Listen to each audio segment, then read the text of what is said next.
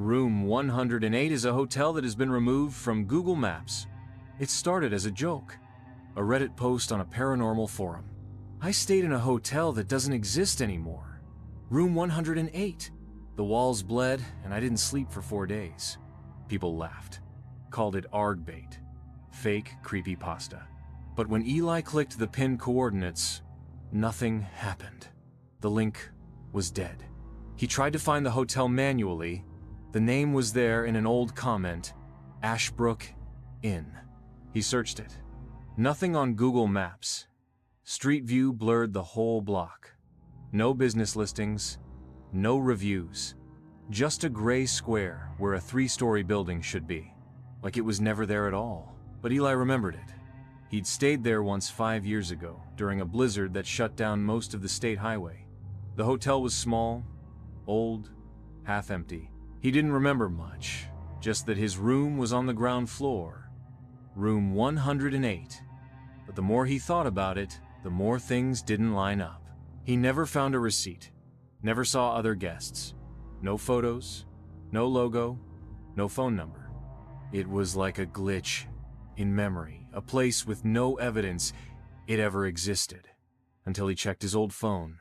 In a forgotten folder, buried in cached memory, Ashbrook 108, JPG, a grainy photo, a door, dark green, brass numbers, and in the background, barely visible, a figure standing in the mirror behind him. That night, he couldn't sleep.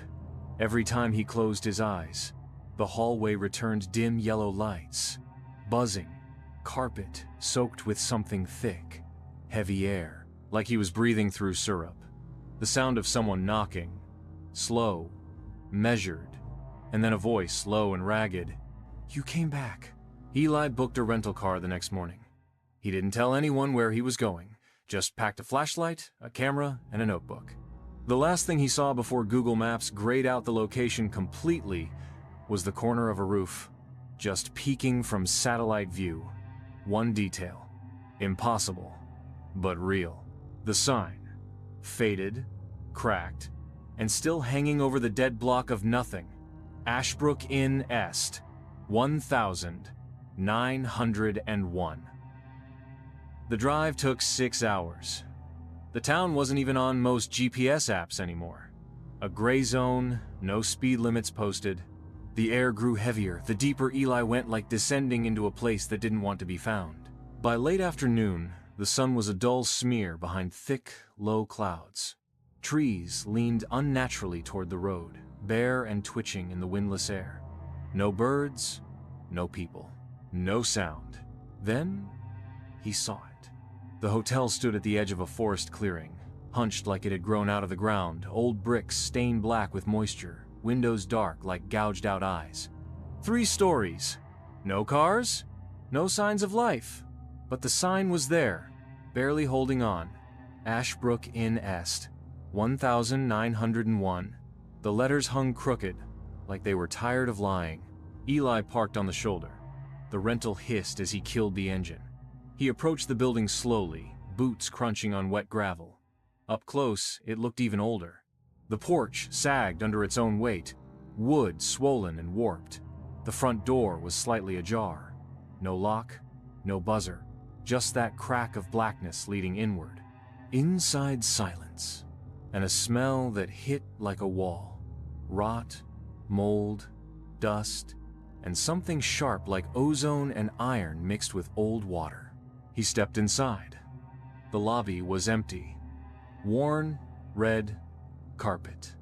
A front desk with a cracked bell. Framed black and white photographs lined the walls, landscapes, portraits of people with blurred faces, a grand opening plaque long rusted over, and then something stranger, a glass cabinet against the wall. Inside, on a velvet cushion, sat an old room key, room 108. The tag looked untouched by time, polished, like it had been waiting. He lifted the glass. It wasn't locked. As soon as his fingers closed around the key, the lights flickered above. Not all of them, just one. A small bulb above the hallway to the right. The hallway where room 108 used to be. It flicked, buzzed, and stayed on.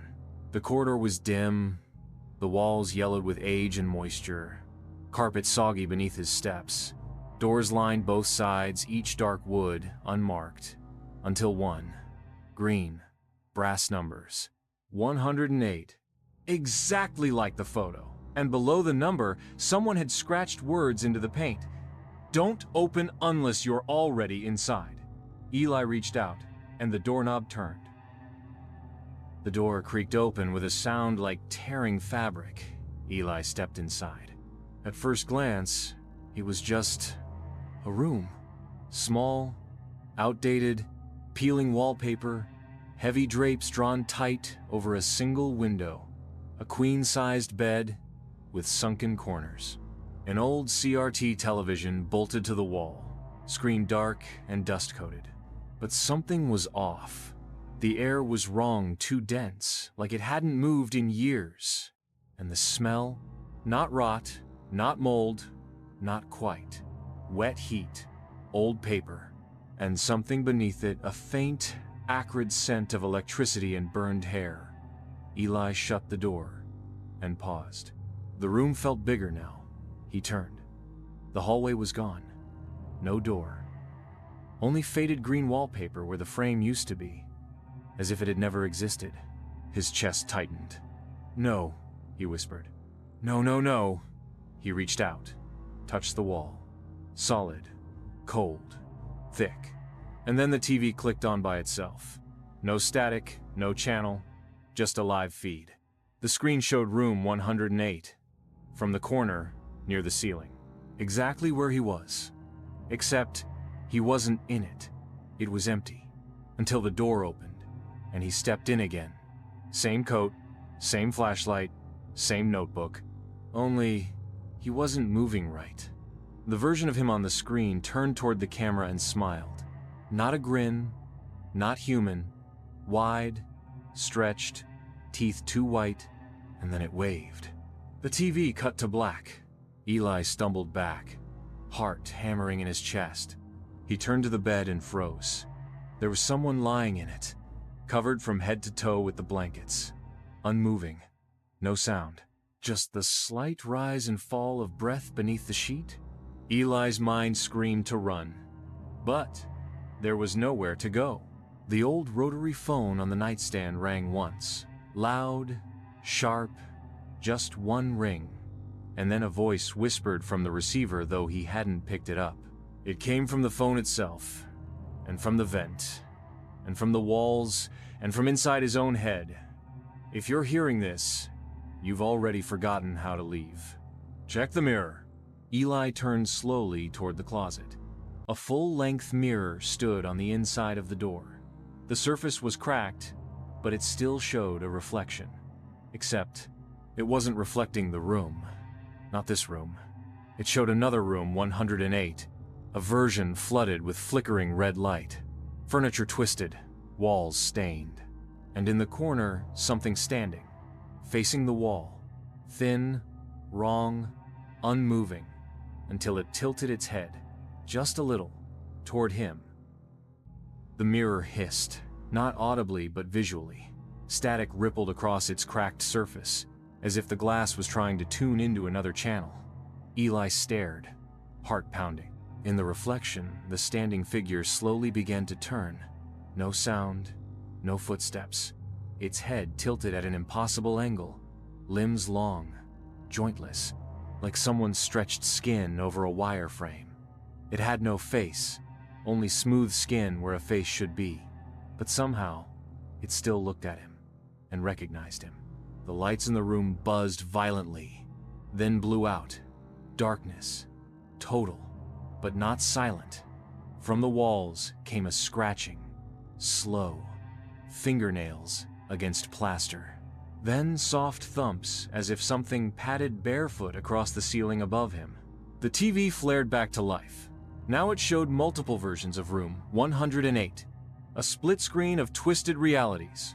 One room entirely submerged in water, another filled with motionless people all facing the corner, one where the floor pulsed like a living organ, and one completely empty, except for a version of Eli screaming silently at the camera. The phone rang again. Once, then silence. Then the whisper returned, same voice, but layered with dozens more, out of sync with each other. Which version are you in? Some rooms eat time, others just eat. Don't let it remember you. Eli backed away from the mirror. His breath fogged the air now, though no cold came from the vents. A message was scrawled on the ceiling above the bed in a childlike hand. The room doesn't want you to leave. It wants to leave with you. He rushed to the drapes and yanked them open. No window, just concrete. A wall. As if the hotel had never been built to let light in. Suddenly, the sheets on the bed began to twitch. A slow, rising motion as whatever was underneath started to sit up. Eli stumbled backward into the closet door, which burst open on impact. Not close, a staircase, spiraling down into red light. And on the first step, a sign scratched into the wood. Exit below. Bring no reflections. Behind him, the bed groaned loudly. The thing under the covers was now standing. Eli didn't look back. He ran down the stairs, and the room 108, closed itself behind him. The staircase wound downward far longer than it should. Eli's flashlight flickered erratically, not from dying batteries, but like it was responding to something. The deeper he went, the less it illuminated. The air thickened, warmer, wet. Somewhere below, a soft mechanical chime repeated every 20 seconds. Like an elevator arriving, but never opening. At last, the stairway ended in a narrow corridor tiled in green linoleum. The walls were off-white, stained with handprints. Some smeared downward, others upward, from floor to ceiling. There were no signs, no numbers, only a single flickering light overhead and a black door at the end of the hall, marked crudely in peeling paint. Management. Eli approached slowly. Something moved behind the frosted glass panel. Not walking, floating. The door opened on its own. Inside was not an office. It was a waiting room. Outdated furniture, fake potted plants, and a wall of televisions all playing different feeds of room 108. Dozens of versions, some empty, some shifting like they were alive. And in the center sat a man wearing a faded bellhop uniform, perfectly still. His skin looked lacquered, too smooth, like porcelain that had learned to imitate breathing. He didn't look up when he spoke. You returned through the wrong threshold. Eli's voice cracked. What is this place? The man's eyes met his glassy, unreadable. Ashbrook is not a hotel. It is a fracture. A wound that learned to look like shelter. The televisions behind him began glitching. Each room 108 bled into another looping, overlapping, folding like paper. You were in room 108 before, the man said. You never checked out. You only forgot. Eli's hands shook. I was just a guest. The bellhop stood without warning. No transition, just up. Guests don't survive. Room 108. Host Stu. He extended a key identical to the one from the glass case. But this one was marked with something else. Burned in. A second number. 108-1. Behind the televisions, the wall split open, revealing a dark hallway, lined with doorways that breathed. Flesh around, the frames pulsed faintly. One door opened on its own. Eli felt the pull. The bellhop's voice echoed as he walked forward. You are the last piece. The room can't return until it has all its faces. And from every screen in the room, Eli's face stared back. Screaming, smiling, crying, dead. The hallway behind the split wall was impossibly long. Too many doors. Some open, revealing fragments of different lives. A child's bedroom with water dripping upward from the floor. A hospital room bathed in red light. The heart monitor drawing perfect circles. A subway car packed with frozen commuters, eyes gouged out, all wearing Eli's face. Each room whispered to him as he passed. Each pulled with a psychic weight, like if he stepped inside, it would remember him even if he forgot himself. But one door pulsed more strongly than the rest. Numbered 108. Again, It didn't match the hallway. This 108 looked new. Clean paint, chrome handle, fresh carpet before it. Eli reached out, then froze. There was a voice behind the door. Not whispering, sobbing. His voice. Low, broken, begging. "Please don't open it again, please, please!" The door clicked, unlocked, and opened. Inside, a copy of room 108, perfectly clean, almost comforting. But on the bed, curled in the fetal position, was another Eli, thin, bruised, eyes wide with trauma. He looked up, didn't scream, just whispered, "You finally made it back." Eli stepped forward. "This isn't real." The other him nodded. "No, it's remembered. It remembers better than you do." He pointed to the walls. They were blank, but rippling, alive beneath paint. Every time someone checks in, it copies a little more. Copies you. Your face, your fears, your patterns. And then lets you forget so it can grow. Suddenly, the lights snapped off. And in the pitch dark, another door creaked open somewhere behind him. Not the one he entered from. A new one. The voice of the bellhop echoed from somewhere unseen. "You are now entering the memory loop. Please remain calm as room 108 absorbs your identity. Reflections may not match." The TV screen lit up again. This time, Eli saw dozens of versions of himself standing in one room, overlapping, glitching through each other. Some weeping, some screaming, some staring directly at him. The other Eli whispered, "If you stay, you become one of them. Just another face in the loop." Eli ran for the door he came in through, but it was gone. Only walls now, breathing.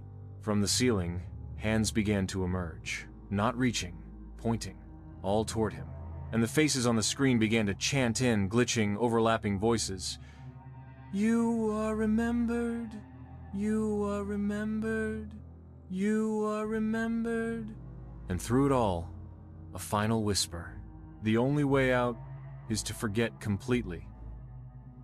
The floor fell away, not literally, but spatially. One step forward, and Eli was somewhere else. No transition, no hallway, just the core. A room with no walls.